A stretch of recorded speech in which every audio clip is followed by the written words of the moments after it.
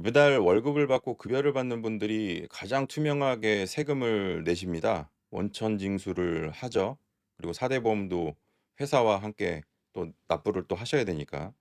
근데 이제 문제는 뭐냐면 이런 급여를 받으시는 분들이 증여세 세무조사가 급증을 하고 있어요.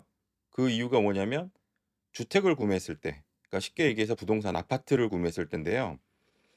이 부동산을 구매했을 때 가장 많이 보는 거는 뭐냐면 일단 결국에 하나입니다. 자금 출처예요.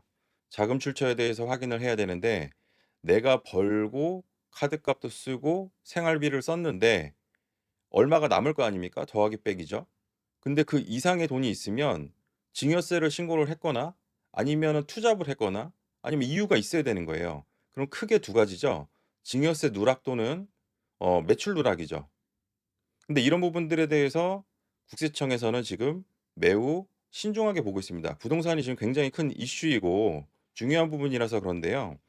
그래서 이제 뭐 자금 조달 계획서도 내고 토호제도 생기고 그다음에 부동산 원 소명 또는 구청 소명 시 군구에서 보내기도 하고요.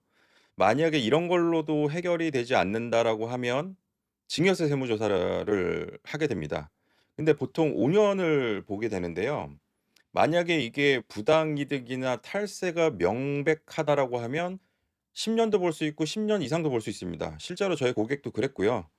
뭐 자꾸 5 년이라고 얘기하시는 분들 있으신데 그 5 년만 넘으면 '나는 자유로워진다.' 이렇게 생각하시면은 안 되고요.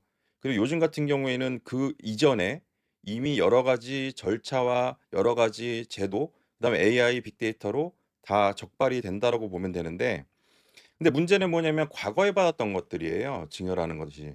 과거에 받았던 것들을 어떻게 되느냐 지금 자진 신고해서 가산세를 쪼끔 줄여서 내는 거죠. 근데 만약에 세무조사가 나오면 가산세가 굉장히 많아지게 됩니다. 근데 중요한 건 과거의 일이란 얘기예요. 과거의 문제를 지금 와서 해결하려면 결국에는 감당할 수 있는 세금을 낼 수 있는 그런 부분들이 돼야 되고요.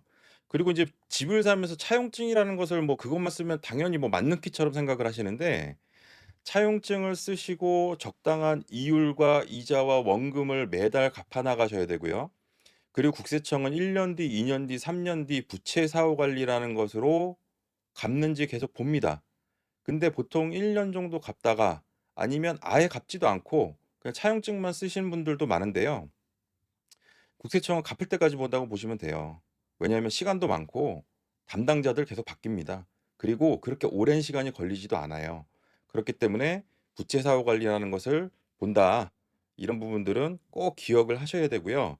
어 그리고 증여를 과거에 받았던 것 그리고 현금으로 받아서 ATM기로 계속 넣는 거 이런 부분들은 결국에는 물어보게 됐을 때 아까 말씀드렸죠?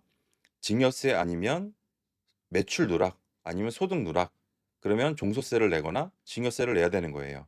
그래서 이런 부분들 같은 경우에는 꼭 주의하셔야 됩니다.